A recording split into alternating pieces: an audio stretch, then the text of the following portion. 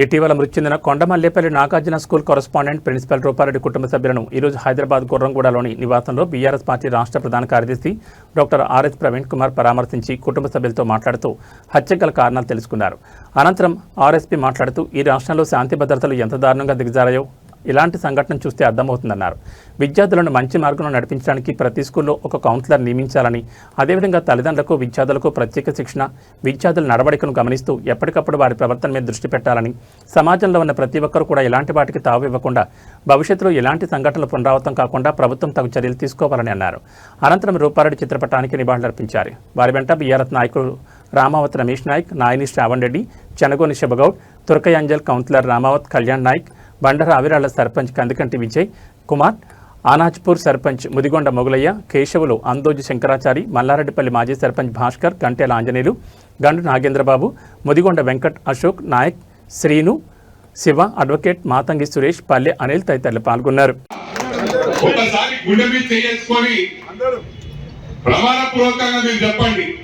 పిల్లల కోసం చేసే తప్ప నేను కార్యకర్తలకు చేసిన, నా ఎంబడున్న వాళ్ళకి చేసిన. ఆ రోజు ఎమ్మెల్యే, మెదక్ ఎమ్మెల్యే ఉన్నప్పుడు, రామాయణపేట ఎమ్మెల్యే ఉన్నప్పుడు ఎక్కడ లేని విధంగా నేను చేసిన సోషల్ యాక్టివిటీస్ తోని తెలంగాణ ఉద్యమం టైంలో కూడా అన్ని మండలాల్లో జెడ్పీటీసీ అభ్యర్థులను గెలిపించుకున్న తెలంగాణ గాలిలో ఎంపీపీలను చేసిన, నేను చేసిన కార్యక్రమాలతో. ఎందుకంటే ఉద్యమకారులు తెలంగాణ కోసం పోరాడుతున్నారని తెలియజేస్తా ఉన్నా. నేను అన్ని పార్టీలకు అతీతంగా అందరికి సేవ చేశాను. రేషన్ కార్డు వచ్చిందా మీ కోడలకు? అట్లా కొత్త కోడలు వచ్చినా ఇది గమనించాలా. రేషన్ కార్డు ఇచ్చే పరిస్థితి లేకుండే, వాళ్ళ పేరు కూడా నమోదయ్యే పరిస్థితి లేకుండే. వీళ్ళు ఎన్నో మాట్లాడుతూ ఉన్నారు. కొన్ని గ్రామాల్లో చూస్తే కుటుంబడిపోయిన రోడ్లు లేవు, మను లేవు. 10 సంవత్సరాల్లో మన ప్రభుత్వం వచ్చినాక గ్రేట్ హైదరాబాద్ లోనే కానీ రాష్ట్రం మొత్తం ప్రతి గ్రామంలో రోడ్లు వేసినాం. దాండలలో పరిమళిస్తా ఉన్నారు. మీరు ఎన్ని మాటలు చెప్పినా మళ్ళీ మీ ప్రభుత్వం రాదు, ఈ బీఆర్ఎస్ పార్టీ ఉండబోదని చెప్పి కూడా ఈ సందర్భంగా తెలియజేస్తా ఉన్నారు. ఒకటి గమనించాలా, మల్కాజ్గిరి కుటుంబ సభ్యులకు తెలియజేస్తా ఉన్నా, కార్యకర్తలకు తెలియజేస్తా ఉన్నా, ఎన్నికలకు ముందు నేను మల్కాజ్గిరికి ఎన్నికల ప్రచారంలో టైం ఇయ్యలే. ఎందుకంటే అంత బ్రహ్మాండంగా వేలాది కోట్ల పనిచేసిన.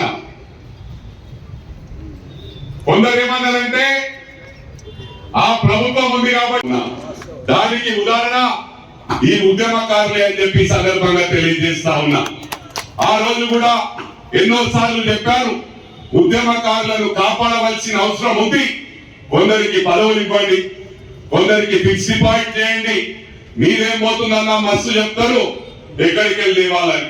వాళ్ళు మాత్రం దోచుకున్నారు. ఈ రోజు సిన్సియర్ గా వీళ్ళు వచ్చి మాకేమొద్దన్నా, కొందరికి ఇల్లు లేవు, 2001 నుంచి ఉద్యమంలో పనిచేశారు, మమ్మల్ని పట్టించుకున్న పాపాన పోలేదు, మాకు డబుల్ బెడ్రూమ్లు కావాలంటే నేను హామీ ఇస్తే అదే వెంటనే నో ప్రాబ్లం గో హెడ్ మాట ఇవ్వచ్చు అని చెప్పి ఆ రోజు చెప్పడం జరిగింది.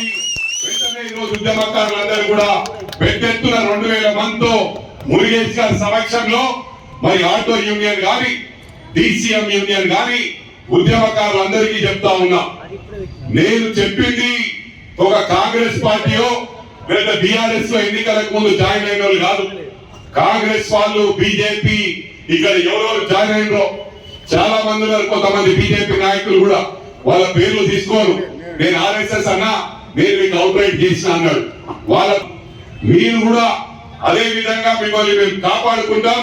మీరు ఇక్కడ ఉన్న డయాస్ మీద ఉన్న నాయకులు వీళ్ళందరూ కూడా మీకు కమిట్మెంట్ ఇచ్చిండ్రు, మేము మిమ్మల్ని కాపాడుకుంటాం, గుండెల్లో పెట్టుకొని చూసుకుంటామని చెప్పి. తప్పకుండా మిమ్మల్ని కాపాడుకుంటాం. వచ్చే ఎన్నికల్లో, ఈ కార్పొరేషన్ ఎన్నికల్లో డెఫినెట్ గా నేను సాయశక్తిలా కృషి చేస్తాను. ఎందుకంటే నా ఎన్నికలు ఇంపార్టెంట్ కాదు, నాకు ఎన్నికల్లో వీళ్ళందరూ కూడా కష్టపడ్డారు కాబట్టి కిందది మీద మీది కింద అయినా డబ్బులు రావు, మన స్నేహితులు రారు, ఎవరు రారు, మోచే వాళ్ళు నలుగురు ఉంటే అదే మనకు బ్రహ్మాండమైన అంటే విడకోళ్ళు అని చెప్పి ఈ సందర్భంగా తెలియజేస్తూ మరోసారి మురుగేష్ గారికి మరి కృష్ణా గౌడ్ మర్చిపోయిందో మరి నాకు తెలియదు. నేను ఎమ్మెల్యేగా ఉన్నప్పుడు ఉద్యమకారుడు కష్టపడతారన్నా అంటే వెంటనే ఇద్దరికి నేను ఆ రోజు నరసింహస్వామి టెంపుల్ పురాతన మాట్లాడుకొని కేటీఆర్ ఏదైతే ఇస్తాడో అవే మాట్లాడుతుంటారు. నా కొడుకు కూడా చెప్పిన, నువ్వు లెక్క పెట్టకు, మనం చేసే సర్వీస్ ఇంపార్టెంట్. సర్వీస్ లో మాకంటే ఎవరైనా ఎక్కువ చేసిరంటే రమ్మనండి, మేము పక్క కప్పుకుంటామని చెప్పి సందర్భంగా తెలియజేస్తా ఉన్నా. ఆనాటి నుంచి ఈనాటి వరకు మా సొంత డబ్బులు పెట్టి ప్రభుత్వం పరంగానే కాకుండా మా సొంత డబ్బులు పెట్టి ఇలా మెదక్లో గౌరవ ముఖ్యమంత్రిని తీసుకెళ్ళినా గతంలో ఏ ముఖ్యమంత్రి కూడా 7 రూపాయల దుర్గమ్మ టెంపుల్ విజిట్ చేయలేదు. టెంపుల్ విజిట్ చేయించి మా కొడుకు గెలవగా నుంచి ఉద్యమకారులు మిగతా అందరికి కూడా పేరు పేరున హృదయపూర్వక నమస్కారాలు. అదేవిధంగా కాంగ్రెస్ కుటుంబ సభ్యులకు, అదేవిధంగా నిన్న రాత్రంతా కష్టపడ్డ డివిజన్ అధ్యక్షులకు, నా సోదరులకు, నా కుటుంబ సభ్యులకు, ప్రతి ఒక్కరికి కూడా పత్రికా సోదరులకు, ఎలక్ట్రానిక్ మీడియా సోదరులకు ప్రతి ఒక్కరికి పేరు పేరున ఉద్యోగాలు దొరికినాయి. ఉద్యమకారులు ఏ విధంగా ఉన్నారో ఆ విధంగానే ఉన్నారు. మళ్ళీ ప్రతి ఒక్క ప్రసంగంలో బీఆర్ఎస్ నాయకులు ఏం చెప్తున్నారంటే మేము మిమ్మల్ని నెగ్లెక్ట్ చేశాం, తప్పకుండా మళ్ళీ మన ప్రభుత్వం వస్తుంది, తప్పకుండా మీ గురించి పట్టించుకుంటామన్నారు. ఇవన్నీ కూడా గమనించాలా. 10 సంవత్సరాలు వాళ్ళ ఆస్తులు పెంచుకుంటూ వెళ్ళారు, వాళ్ళ కుటుంబానికి పదవులు ఇచ్చుకుంటా పోయారు. ఆ 10 సంవత్సరాల్లో పూర్తి కాలేదు.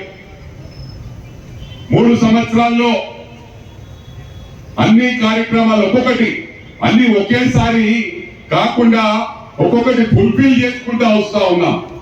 అంటే అది కూడా యూనిఫామ్ వేలో. వాళ్ళు ఏం చేసిండ్రు, దళిత బంధు ఇచ్చాం, మైనారిటీ బంధు ఇచ్చాం, బీసీ బంధు ఇచ్చాం అని చెప్పి మొక్కుబడికి ఇచ్చిండ్రు.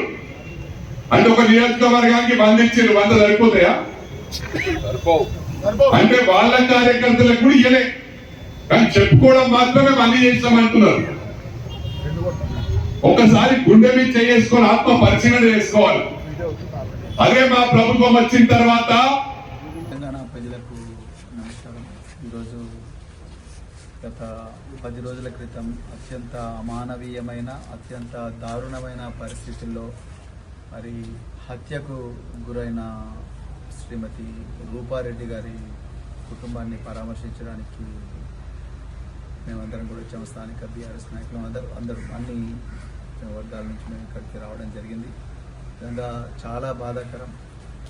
ఒక 30 సంవత్సరాల నుంచి అద్భుతంగా ఒక స్కూల్ నడుపుతున్న ఒక మంచి కమిటెడ్ ప్రిన్సిపల్ రూపారెడ్డి గారు ఈరోజు విద్యార్థుల చేతిలోనే ఒక 2 విద్యార్థులు పక్కాగా ప్రణాళికతో వచ్చి వారిని అత్యంత దారుణమైన రీతిలో హత్య చేయడం అనేది సభ్య సమాజానికే సిగ్గుచేటు. నిజంగా చాలా అంటే చాలా బాధగా ఉంది.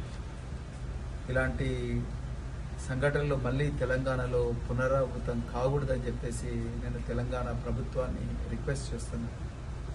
దానికి ఈరోజు లక్షలాది ఆ సెల్ ఫోన్ ధ్వంసం చేయడం, దాని తర్వాత పక్కనే ఉండే దేవాలయం దగ్గరికి పోయి మేమేదో దేవునికి కోడిని కోసినాము, అందుకొరకే మాకు రక్తం అంటిందని చెప్పడం, ఇవన్నీ చూస్తుంటే అసలు విద్యార్థులు ఏం నేర్చుకున్నారు, పాఠశాలల్లో ఏం నేర్చుకున్నారు, బయట సమాజంలో ఏం నేర్చుకుంటున్నారు, తల్లిదండ్రులు ఈ పిల్లల మీద ఏమాత్రం ఆజమాయిషి ఉంది, అసలు వాళ్ళు వాడుతున్న సోషల్ మీడియా ఇదంతా కూడా ఏంటి, అసలు వాళ్ళు ఏం చూస్తున్నారు అనే అన్ని విషయాల మీద కూడా ఈరోజు తెలంగాణ సమాజం చర్చించాల్సిన అవసరం ఉన్నది.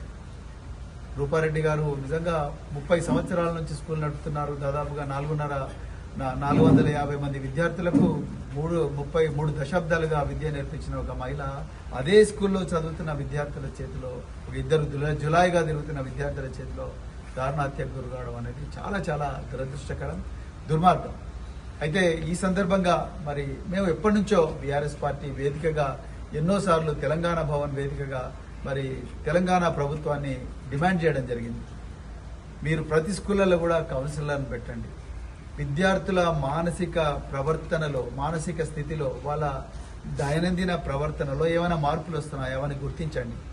వాళ్ళని సన్మార్గంలో నడిపించడం కోసం కౌన్సిలర్, ఊర్లో పెద్ద మనుషులను చూడాలి, ఎవరో ఒకరు చూడాలి. ఇవెవరు చూడనందుకే వీళ్ళు ఇలాంటి మరి విషయాలు నేర్చుకుంటున్నారు. సెల్ ఫోన్లో గాంజాయి ఏ విధంగా చేయాలి, అదేవిధంగా రకరకాల మర్డర్లు ఏ విధంగా జరుగుతున్నాయి, ఏ విధంగా మరి అమ్మాయిల మీద అత్యాచారాలు ఏ విధంగా జరుగుతాయి, ఇవన్నీ కూడా మొబైల్ ఫోన్లో, స్నాప్చాట్లో, లేకపోతే ఇంకా రకరకాల ఇన్స్టాగ్రామ్ స్టోరీస్, ఇవన్నీ కూడా తీసుకొని వాళ్ళ మనసుల్లో నింపుకుంటున్నారు. అవి తప్పు. అలాంటి కంటెంట్ చూడడం తప్పు. నీ అది ఏజ్ కాదు అని చెప్పే పరిస్థితుల్లో ఎవరు కూడా లేరు. అందుకొరకే మేము ఏం డిమాండ్ చేస్తున్నామయ్యా అంటే, మరి రూపారెడ్డి గారి హత్య చివరి హత్య కావాలంటే, చివరి సంఘటన కావాలంటే తెలంగాణలో సైబర్ సెక్యూరిటీ బ్యూరో మరింత డీప్గా పోవాల్సిన అవసరం ఉన్నది. అన్ని సెల్ ఫోన్ కంపెనీలకు ఇన్స్టాగ్రామ్ కానీ, లేకపోతే యూట్యూబ్ కానీ, అదేవిధంగా మిగతా స్నాప్చాట్ కానీ ఏవైతే కంపెనీలు ఉన్నాయో ఈ కంపెనీలకు కూడా కనీసం 13-14 సంవత్సరాలు వచ్చిన తర్వాతనే ఈ సెల్ ఫోన్లు ఇవ్వాలి, లేకపోతే ఈ సోషల్ మీడియా కంటెంట్ ఇవ్వాలి, సోషల్ మీడియా కంటెంట్కి యాక్సెస్ ఇవ్వాలి అన్న విషయాన్ని మరి అందరికి కూడా చెప్పాల్సిన అవసరం ఉన్నది. లేకపోతే ఆ ఫోన్ల మీడియా కంపెనీల లైసెన్స్, విచక్షణ జ్ఞానం ఏముంటది? తల్లిని చూడరు, తండ్రిని చూడరు, అన్నం చూడరు, చెల్లెని చూడరు, చివరికి చదువు చెప్పిన గురువును చూడరు. అందుకొరకు ఇలాంటి మర్డర్లు అవుతున్నాయి. వీటన్నిటి మీద పెద్ద ఎత్తున కూడా మరి ఈరోజు కొంతమంది కొండమల్లేపల్లిలో సీనియర్ నాయకులు, అదేవిధంగా మరి ప్రజాస్వామికవాదులు, మేధావులందరూ వచ్చి కొండమల్లేపల్లి, దేవరకొండ లాంటి కేంద్రాల్లో ఇది బాగా విపరీతంగా మరి పెరిగిపోతా ఉన్నది. దీనికి వ్యతిరేకంగా మేము ఒక ఉద్యమం చేయాలని చెప్తున్నారు. వాళ్ళందరికీ కూడా హృదయపూర్వక ధన్యవాదాలు. మేము మళ్ళీ రిపీట్ చేస్తా ఉన్నాం, దయచేసి సోషల్ మీడియాని నియంత్రించాలి. ఈ 13 సంవత్సరాల మరి వయసులో ఉండే పిల్లలు, 14-15 సంవత్సరాల వయసులో ఉండే పిల్లలకు ఈ సోషల్ మీడియా కంటెంట్ అనేది పూర్తిగా యాక్సెస్ ఉండకుండా చూడాలి. వాళ్ళు ఏ కంటెంట్ చూస్తున్నారు అనేది స్కూళ్లలో, కాలేజీల్లో అందరికీ కూడా తెలవాలి. చాలా అభివృద్ధి చెందిన దేశాలు ఐర్లాండ్ కానీ, లేకపోతే న్యూజిలాండ్ కానీ, ఆస్ట్రేలియా కానీ, ఫ్రాన్స్ కానీ చాలా దేశాల్లో కూడా 13 సంవత్సరాల లోపల పిల్లలకు ఎవరికి కూడా ఈ సోషల్ మీడియా కంటెంట్కి యాక్సెస్ లేకుండా చూస్తున్నారు. చట్టాలే చేస్తున్నాయి ప్రభుత్వాలు. అందుకొరకే తెలంగాణలో కూడా అలాంటి చట్టం రావాల్సిన అవసరం ఉంది. లేకపోతే మన జంజీ ఖరాబ్ అయ్యే ప్రమాదం ఉన్నది. అందుకొరకే దీని మీద మరొకసారి ఆలోచించాలని మరి రూపారెడ్డి గారి కుటుంబానికి ప్రగాఢ సానుభూతి తెలుపుతూ, అదేవిధంగా పోలీసులకు కూడా ఒక ప్రత్యేకమైన రిక్వెస్ట్ డీజీపీ గారు, వీళ్ళు జువనైల్సా కాదా అనేది మళ్ళొకసారి డీప్ గా మీరు స్టడీ చేయాల్సిన అవసరం ఉన్నది. ఇంతమంది ఇక్కడ ఉన్న పెద్ద మనుషులు చాలా మంది రూపారెడ్డి గారి మరి బంధుమిత్రులు వాళ్ళందరూ కూడా చెప్తున్నారు. వాళ్ళ